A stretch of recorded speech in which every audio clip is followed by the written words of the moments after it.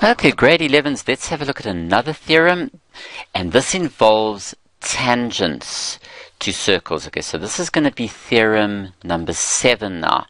Now, just to recap a little bit, when you look at this diagram here, you'll notice that you've got a center, but what's very interesting here is you've got a tangent, a line that touches the circle in one point. It meets the radius at B there. And what they discovered, you can actually prove this theorem, is that the tangent is perpendicular to the radius. The tangent is perpendicular to the radius. That's the radius, that's the tangent. Okay, so that is theorem 7.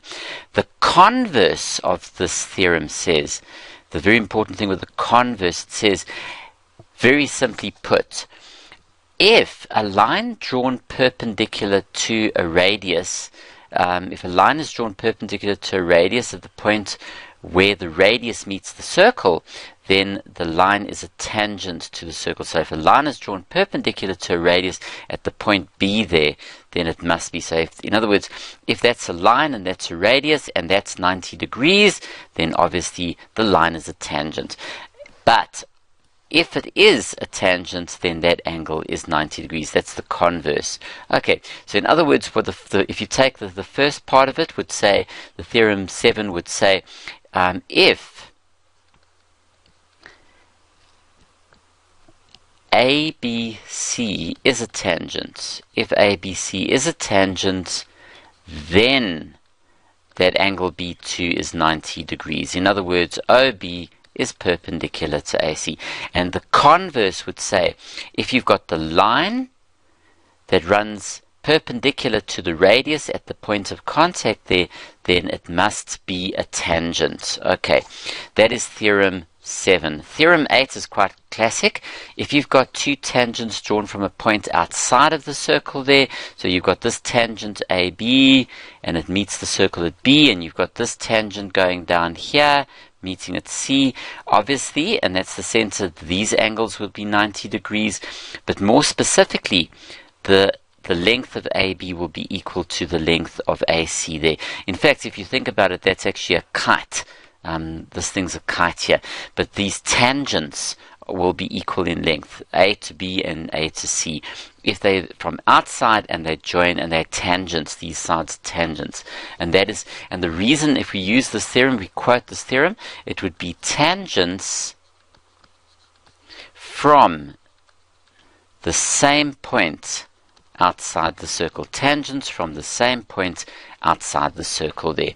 Okay, so this is theorem 8 here.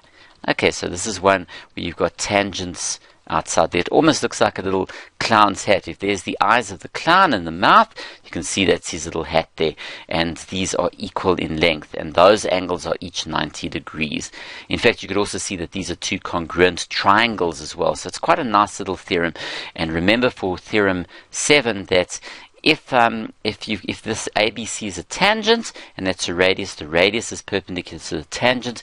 But if you've got a radius and a line joins that B, and that angle is 90 degrees, B2, then the line must be a tangent. That's the theorem 7, its converse.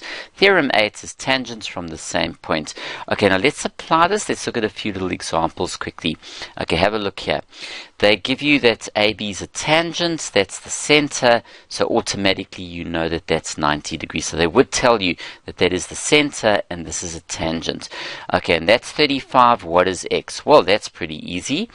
We can call this OBT. If they didn't give you any 1s and 2s, you can say angle OBT is 90 degrees, and the reason we use is we say the tangent is perpendicular to the radius.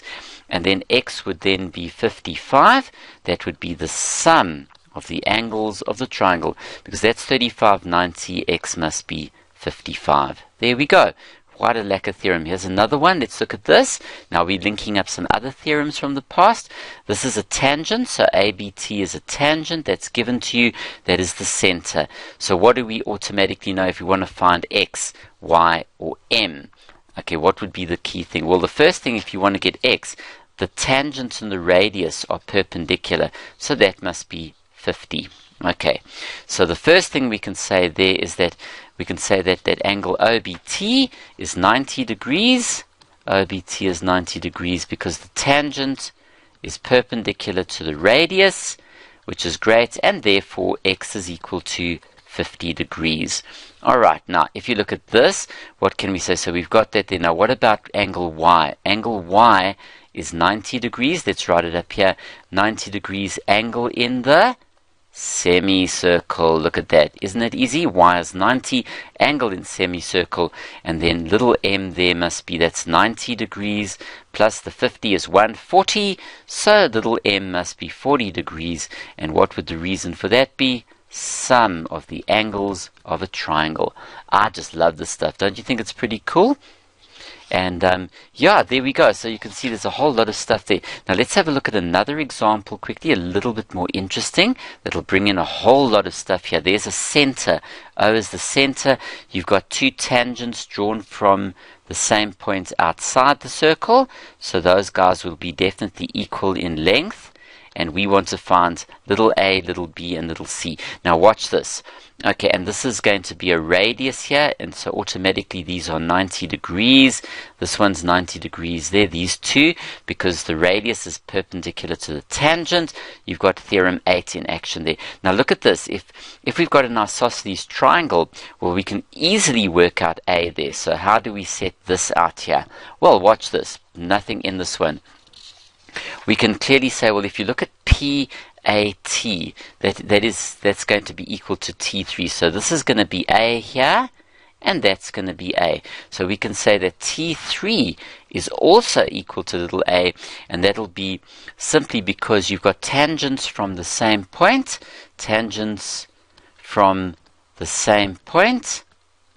which of course means that 8AP is equal to PT. So what we've actually got there also, if you think about it, we've got angles opposite the equal sides there. So there's a whole lot here. The tangents from the same points makes the tangent AP equal to PT, which means that these base angles of the isosceles triangle are equal there. So that's pretty cool. So then we can say, look, A plus A is 2A plus the 50 degrees there gives me 180. That would be from the sum of the angles of the triangle.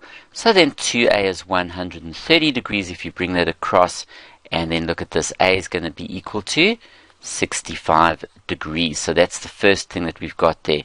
So this is 65 here, and that is 65 there. Now of course this is 90, so automatically if you think about that, what can we say about this little angle here? Well, this A2 must be 25, but these are radii, so this is 25 as well, T2, because this is 90 here, so 65 plus 25 is 90, so we've got A2 and equal to T2, so this comes to 50, so then if you think about it, the angle B must be 130 from the sum of the angles of a triangle. So what do you notice here? You've got a little b is 130. Now you also can see that you've got the angle at the center. In other words, look at this arc here. This arc here is subtending equal angles.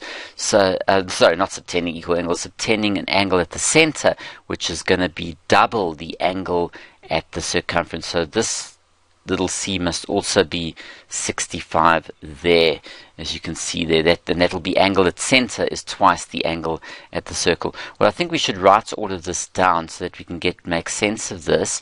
Well, let's have a look at this. We've already worked out what A is. Now we can say, well, if you look at this carefully now, we've got your OAP is going to be 90 degrees because the tangent is perpendicular to the radius. There it is there. Okay, then we can say therefore A2 is equal to 25 degrees because that is going to be 65 for little a there. Alright, and then you can say, but hang on, T2 is also equal to 25 degrees, and that's angles opposite equal radii of the circle. Okay, so we've got that, and therefore little b, if you think about little b, must be 130 degrees. So we can say therefore little b is 130 degrees. That's the sum of the angles of the triangle. And then of course we can say little c is going to be half of that 65 because the angle at the center is equal to 2 times the angle at the circumference. So in other words, B is the angle at the center, which is 130, and it'll be double the 65 there. And there we've got it, people. What a pleasure. I think it's time for us to look at a practice example where we link all of these two theorems together.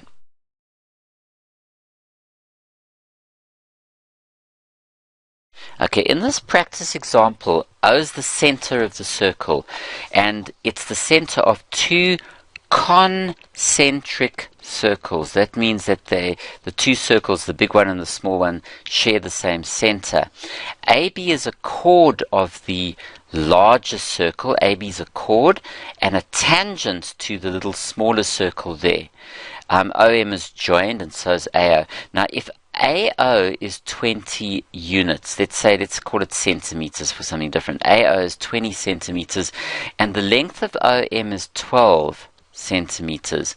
What I want you to determine for me is the length of AB. Now remember, we're going to be bringing in these tangent theorems, but also watch out for theorem 1. Have a go at this. And by the way, you've got to calculate the length of AB. Let me write that down. Calculate the length of AB there. Let's just do that. All right, have a go at that.